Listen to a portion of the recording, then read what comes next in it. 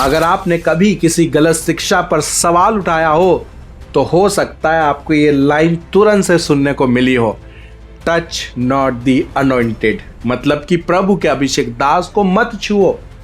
हम भी जब कोई वीडियो किसी गलत शिक्षा को एक्सपोज करने के लिए बनाते हैं तो सबसे ज्यादा कमेंट बॉक्स में यही सुनने को मिलता है, टच नॉट दी अनॉइंटेड, मतलब कि प्रभु के अभिषिक्त दास को मत छुओ।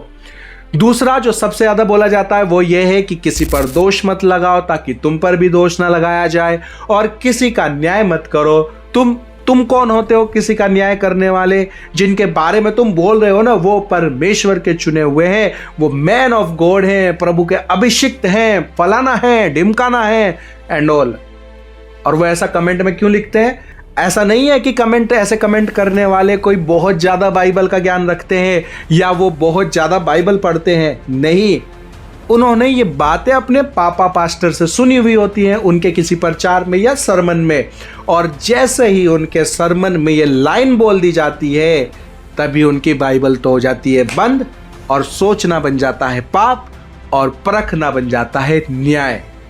आज के इस वीडियो में हम ये समझेंगे कि बाइबल के वचनों का जो इस्तेमाल ये लोग कर रहे हैं, क्या वह सच में परमेश्वर की चेतावनी है या फिर मनुष्य द्वारा बनाया गया एक हथियार जिससे लोग अकाउंटेबिलिटी से बच सके और अपने मन की बातें सिखाएं। आज के इस वीडियो में हम समझेंगे कि क्या अनॉइंटेड यानी अभिषिक्त होने का मतलब यह होता है कि कोई आपसे सवाल ही ना पूछे। क्या बाइबल में कभी किसी अभिषिक्त व्यक्ति को सुधारा नहीं गया? और प्रभु यीशु ने झूठे शिक्षकों के बारे में क्या कहा था? और साथ ही हम ये भी देखेंगे कि डिसरमेंट यानी परखना और जांच करना, क्या यह किसी का विद्रोह करना है? क्या यह किसी का न्याय करना है? क्योंकि सबसे ज्यादा लोग कमेंट में यही लिखते हैं, जज not that you be not judged, न्याय मत करो ताकि तुम्हारा भी न्याय ना किया जाए। तो चलिए वीडियो को शुरू करते हैं।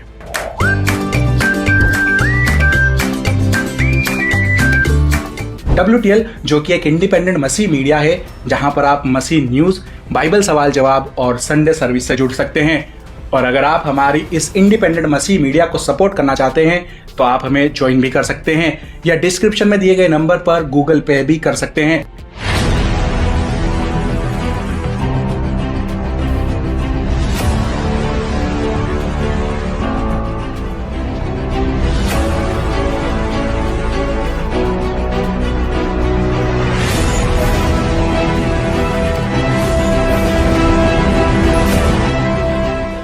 तो ये वचन आता कहां से है? ये वचन आता है भजन संहिता 105 उसके 15 में। यहां लिखा है कि मेरे अभिषिक्तों को मत छुओ और ना मेरे नबियों की हानि करो, saying touch not mine anointed and do my prophets no harm। जब ये वर्स स्टेज पर बोली जाती है तो ये बहुत जोरदार लगती है, लोगों को डरा भी देती है और कई बार सवाल पूछने से रोक देती है। लेकिन हमें खुद से एक जरूरी सवाल पूछना चाहिए, इस वचन का सही मतलब क्या है? ये वचन का कॉन्टेक्स्ट यानी संदर्भ क्या है? ये बात किसने कही, किस ग्रुप के बारे में कही और किन लोगों के बारे में कही गई? इस वचन को सही तरह से समझने से पहले इसका कॉन्टेक्स्ट जानना हमारे लिए बहुत जरूरी है। कॉन्टेक्स्ट को समझना क्यों जरूरी है? मैं बार बार इस बात पर जोर इसलिए दे रहा हूं क्योंकि आज कॉन्टेक्स्ट के बिना बाइबल का सबसे ज्यादा गलत इस्तेमाल हो रहा है। बाइबल को गलत और गंदे तरीके से समझाया जा रहा है और लोग बाइबल को अपने फायदे के लिए इस्तेमाल कर रहे हैं, अपने झूठ को सही ठहराने के लिए और खुद को सवालों से बचाने के लिए। बाइबल की बहुत सारी वर्स, बहुत सारे वचनों को काट कर ट्विस्ट करके लोगों के सामने रखा जाता है और अपना एजेंडा कायम किया जाता है। जब हम भजन संहिता 105 की बात करते हैं तो हमें समझना चाहिए कि ये एक इतिहास का भजन है। यह अब्राहम, इसहाक और याकूब की कहानी बताता है, यानी कि ये पूरे इजराइल के घराने, पूरी यहूदी कौम की बात करता है, एक पूरे समूह की, ना कि किसी एक व्यक्ति की। इसलिए यहां जो शब्द अनॉइंटेड यानी अभिषिक्त या मसा किया हुआ इस्तेमाल हुआ है वो आज के किसी सो कॉल्ड प्रचारक, प्रोफेट या अपोस्टल के लिए नहीं है। यह उन लोगों के लिए था जिनके साथ परमेश्वर ने वाचा बांधी थी। यह बात किसी एक इंसान के लिए नहीं बल्कि पूरे समूह, ग्रुप के लिए कही गई थी। और यह चेतावनी दूसरी जातियों, अन्य जातियों के राजाओं और लोगों को दी जा रही थी, किसी चर्च मेंबर को चुप कराने के लिए नहीं। आज अगर कोई किसी पास्टर, प्रचारक या टीचर की शिक्षा पर कोई सवाल पूछता है, उसे वचन से जांचता है, तो उसे तुरंत रिबेलियन, विद्रोह कहा जाता है, उसे एंटी क्राइस्ट कहा जाता है, मसीह विरोधी घोषित कर दिया जाता है। आप देखिए, प्रैक्टिकली बता रहा हूं, फेसबुक के ऊपर कितने लोग, यूट्यूब के ऊपर कितने लोग, इंस्टा पे कितने लोग हैं जो पादरियों को बदनाम करने में लगे हुए हैं। यदि कोई बहुत बड़ा प्रचारक है तो उसको देख करके आग लग जाती है मसीहों के अंदर। उसको बदनाम करो, उसको बदनाम करो, ये शैतान है। यीशु मसीह ने कहा था भरमाने वाले आएंगे, तुम सावधान रहना, ये है वो भरमाने वाला, इसको बदनाम करो। लेकिन जब हम बाइबल में प्रेरितों के काम अध्याय 17 उसके 11 में पढ़ते हैं तो वहां बेरिया की कलीसिया की तारीफ की गई है। क्यों? क्योंकि उन्होंने प्रेरित पौलुस जैसे बड़े अपोस्टल की भी शिक्षाओं को वचन से जांचा। अगर प्रेरित पौलुस को परखा जा सकता है तो आज कोई भी प्रचारक उससे ऊपर कैसे हो सकता है? बाइबल हमें साफ दिखाती है कि कोई भी अभिषिक्त, अनॉइंटेड, चाहे वो कितना ही महान क्यों ना हो, वो भी सुधार, करेक्शन से ऊपर कभी नहीं था। नातान ने राजा दाऊद को डांटा और दाऊद एक अभिषिक्त राजा था, दाऊद अनॉइंटेड था और खुद परमेश्वर ने शमूएल को भेजा कि जाकर उसका मसा करे। लेकिन जब उस मसा किए हुए ने गलती की, जब उसने पाप किया और जब वह परमेश्वर के खिलाफ जाने लगा तो नातान नबी आया। नातान ने उस अभिषिक्त राजा को झिड़क दिया, उसे डांटा और साफ साफ सुधार किया। यह हमें बाइबल में स्पष्ट रूप से दिखाई देता है और जब हम नए नियम में आते हैं तो वहां भी यही सिद्धांत दिखाई देता है। परमेश्वर का एक महान अभिषिक्त दास प्रेरित पतरस, जब पतरस ने गलती की गलातियों अध्याय 2 में, तो क्या हुआ? पौलुस जो उससे जूनियर था, पतरस से जूनियर था, वह आगे आया और उसने पतरस को टोका, उसे सुधारा और साफ साफ कहा, भाई तुम ये गलत कर रहे हो, ऐसा नहीं करना चाहिए। और पतरस ने ऐसा बिल्कुल भी नहीं कहा। Touch not God's anointed. हे परमेश्वर के अभिषिक्त पर तू सवाल क्यों उठाता है? तू मुझे क्यों करेक्ट करने की कोशिश करता है? पतरस ने ऐसा कुछ नहीं कहा। बाइबल में ऐसा कुछ भी नहीं देखा गया। पतरस ने इस सुधार को स्वीकार किया। फिर हम देखते हैं कि बहुत सारे परमेश्वर के सच्चे नबी जो सच में खुदा के नबी थे, वे राजाओं के पास जाते थे, वे राजाओं के पापों को उजागर करते थे, राजाओं के झूठ को दिखाते थे और उनकी गलतियों को सुधारने की बात करते थे। याद रखिए, उस समय के राजा भी अभिषिक्त होते थे। नबियों और याजकों के द्वारा, परमेश्वर के द्वारा उन्हें अभिषिक्त किया जाता था ताकि वे सच्चा राजा बन सके। अगर हम कहें कि टच नॉट लॉर्ड्स अनॉइंटेड का मतलब यह है कि परमेश्वर के किसी भी शख्स को कभी भी छूना या उसे सुधारने की कोई कोशिश ना करो, यानी करेक्शन को मना करें, तो फिर हम जो बाइबल में उदाहरण देखते हैं, जो उदाहरण हमें बाइबल में मिलते हैं, ये तो इससे बिल्कुल भी मेल नहीं खाते। क्यों? किसी भी प्रभु के दास ने जब उन्हें सुधारने के लिए टोका गया तो उन्होंने इस वर्ष का, इस वचन का सहारा लेकर बचने की कोशिश कभी भी नहीं की, किसी एक ने भी नहीं। लेकिन आज कई प्रचारक, अपोस्टल्स, प्रोफेट्स और विश्वासी लोग इसी वचन को अपने बचाव का हथियार बना लेते हैं। क्यों? आज कोई प्रचारक या प्रभु का दास अपने आप को अकाउंटेबिलिटी से बचाना चाहता है। जब उसके पैसों या लाइफ स्टाइल पर सवाल उठते हैं तो वे यही कह देता है, टच नॉट द अनॉइंटेड, और खुद को बचा लेता है। सवालों और सुधारों से वो भाग जाता है। जब उसकी शिक्षाओं पर सवाल उठता है जिससे वह चर्च को भर रहे हैं, जो वे चर्च को खिला रहे हैं, जब उसे परखा और जांचा जाता है तो वे बौखला जाते हैं। इससे साफ साफ पता चलता है कि वह परमेश्वर के दास या अनॉइंटेड या अभिषिक्त बिल्कुल भी नहीं है। क्यों? क्योंकि जो भी प्रभु का असली अभिषिक्त होगा, जो परमेश्वर का सच्चा दास होगा, वे कभी भी सच्चाई और वचन से जांचने से नहीं भागेगा। इसकी बजाय वे क्या करते हैं?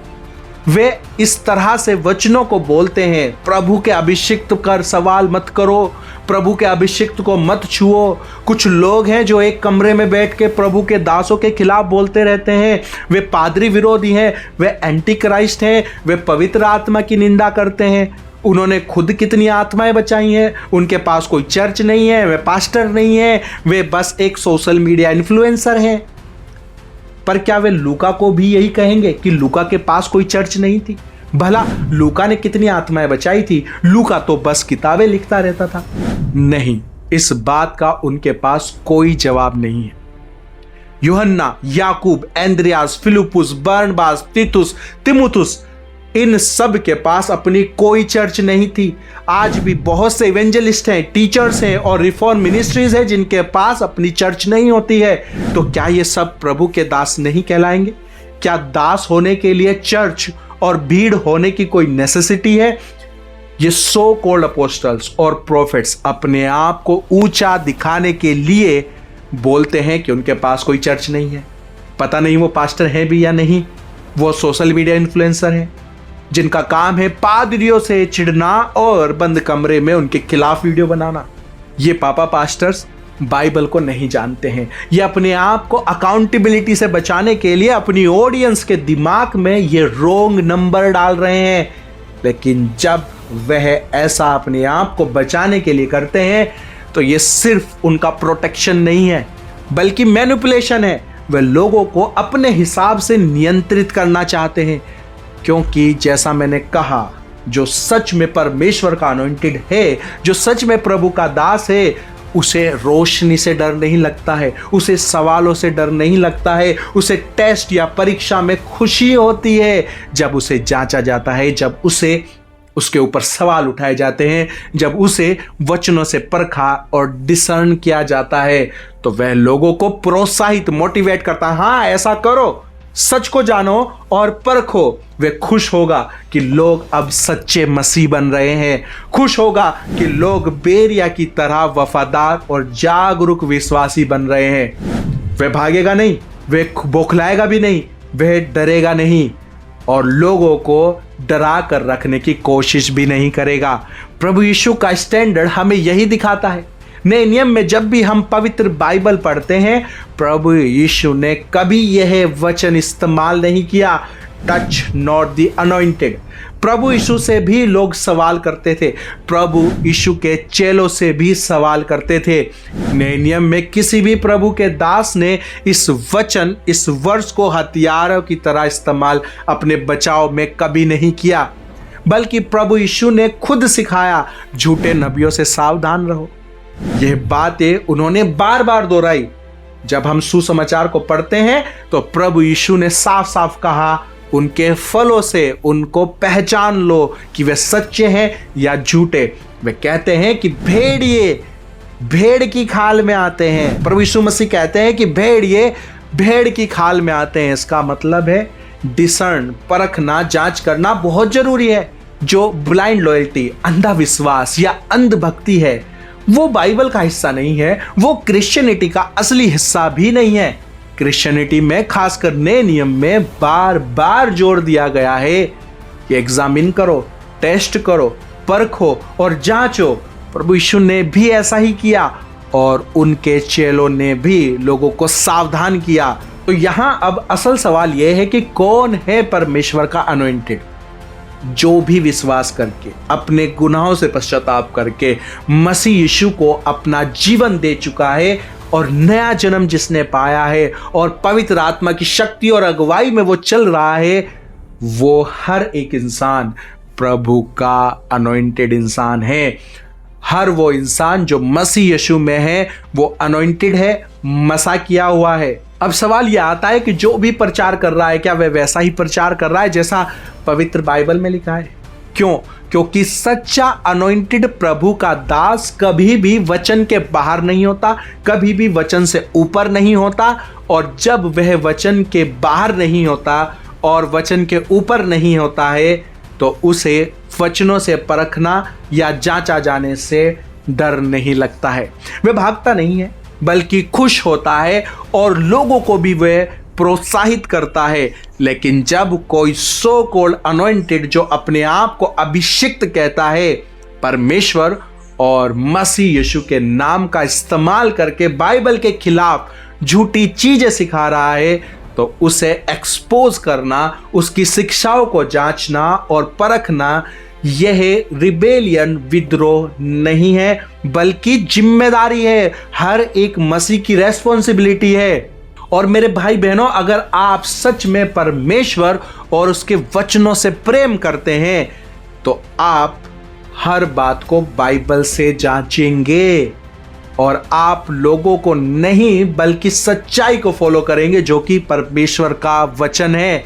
क्योंकि अंत के समय में, न्याय के दिन, कयामत के दिन, हम किसी प्रचारक के सामने नहीं खड़े होंगे, हम दुनिया बनाने वाले परमेश्वर के सामने खड़े होंगे और हर बात का उसको जवाब देना पड़ेगा। हमारा न्याय वचनों के द्वारा होगा, पवित्र बाइबल ऐसा कहती है। तो आज के बाद अगर कोई आपको डराने की कोशिश करे कि परमेश्वर के अभिषिक्त को टच मत करो, तो आप सच्चाई समझ चुके हैं।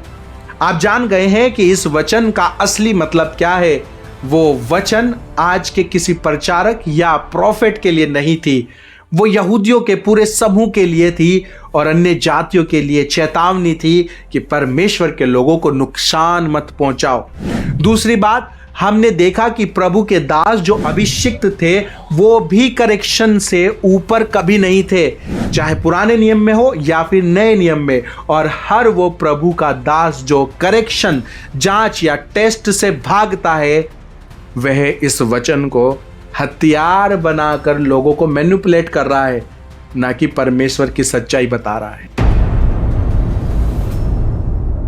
अब हम बात करते हैं उस वचन की जो कहता है कि किसी पर दोष मत लगाओ ताकि तुम पर भी दोष ना लगाया जाए। देखो, ये बातें सिर्फ वही व्यक्ति करता है जिसने अपने पूरे जीवन में एक बार भी, जी हाँ, एक बार भी बाइबल को पूरा नहीं पढ़ा होता है। हमारी वीडियो के कमेंट में बहुत से लोग आके यही बोलते हैं, दोष मत लगाओ ताकि तुम पर भी दोष ना लगाया जाए। मैं उनके रिप्लाई में सिर्फ एक बात पूछता हूं, अपने दिल पर हाथ रख के बोलो कि एक बार भी आपने बाइबल को पूरा पढ़ा है अपने जीवन में। उसके बाद या तो वो अपने कमेंट खुद ही डिलीट कर देते हैं या फिर वो ऐसे गायब हो जाते हैं जैसे गंजे के सिर से बाल जो कभी वापस नहीं आते। मैं ऐसा क्यों कह रहा हूं? क्योंकि जिन्होंने बाइबल नहीं पढ़ी होती उनको ये पता ही नहीं होता कि दोष लगाना और परखने में फर्क क्या होता है। तो चलो इसको थोड़ा शॉर्ट में हम समझ लेते हैं।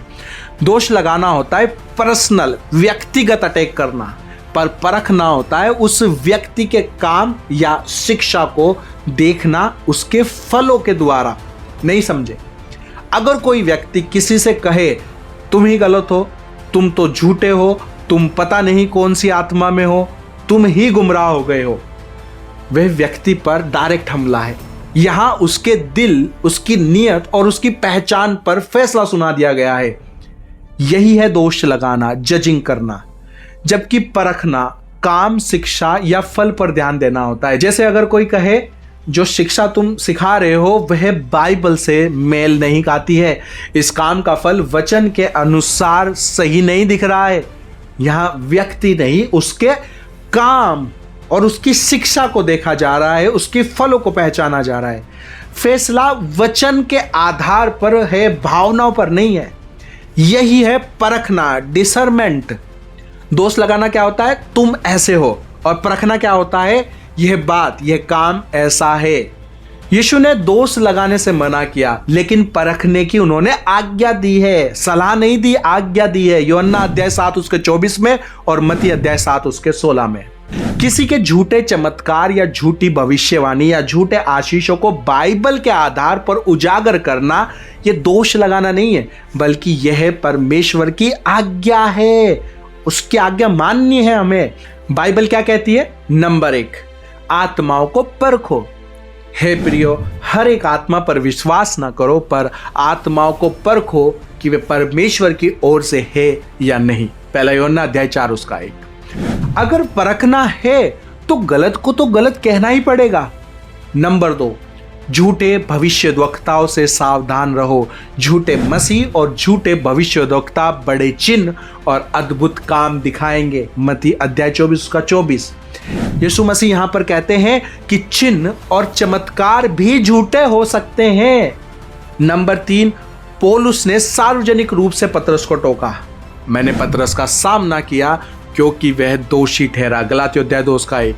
सच के लिए सार्वजनिक रूप से सुधार करना दोष लगाना नहीं है। और नंबर 4, झूठे भविष्यद्वक्ताओं की पहचान।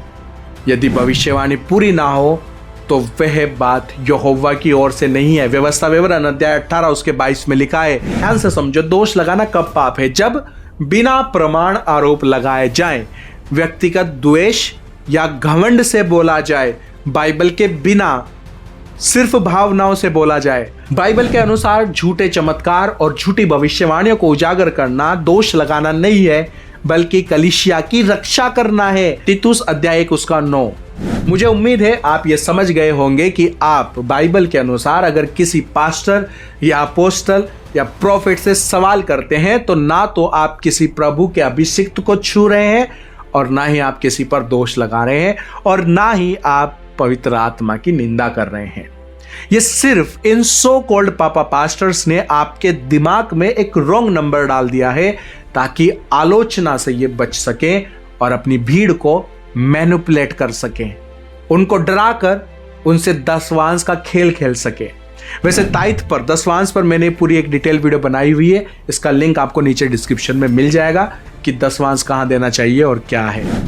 इस मैसेज और वीडियो को जरूर से आप शेयर करें, जितना हो सके अपने भाई बहनों, अपने दोस्तों तक, अपने चर्च के मेंबर्स तक, अपने ग्रुप्स में इस वीडियो को जरूर से पहुंचाइए ताकि ये सच्चाई बहुतों तक पहुंचे और लोग बिना डर, बिना गुलामी, बिना बंधन के परमेश्वर की आराधना कर सके, उसकी महिमा कर सके और वचनों में वो मजबूत बन सके। इस वीडियो को लाइक करें और WTL को सब्सक्राइब करना ना भूलें। चलिए फिर मिलते हैं हमारी नेक्स्ट वीडियो में, तब तक के लिए thank you. May God bless you and your family. Stay tune, stay blessed.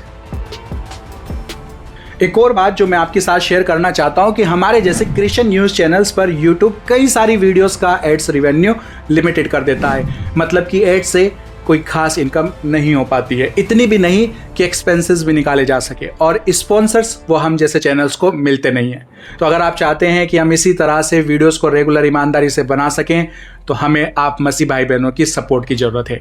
अगर आप हमारे इंडिपेंडेंट मसीह मीडिया को सपोर्ट करना चाहते हैं और आप भी हमारे साथ इस सेविकाई में थोड़ा बहुत बोना चाहते हैं तो आप हमें ज्वाइन भी कर सकते हैं या डिस्क्रिप्शन में दिए गए नंबर पर गूगल पे भी कर सकते हैं। Thank you. May God bless you and your family. Stay tuned. Stay blessed.